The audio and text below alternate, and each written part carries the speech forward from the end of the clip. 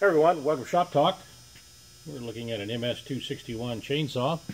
It has the Buckshot test muffler. These are used for testing purposes, not to be used for any type of wood cutting. You can test the performance of your chainsaw, checking the output. I'll start that up and let you listen to it.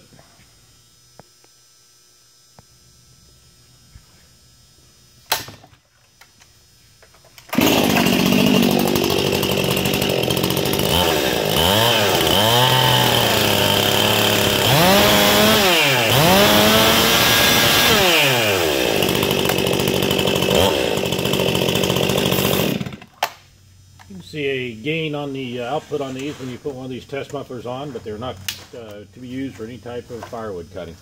Any questions on these? Here's the information.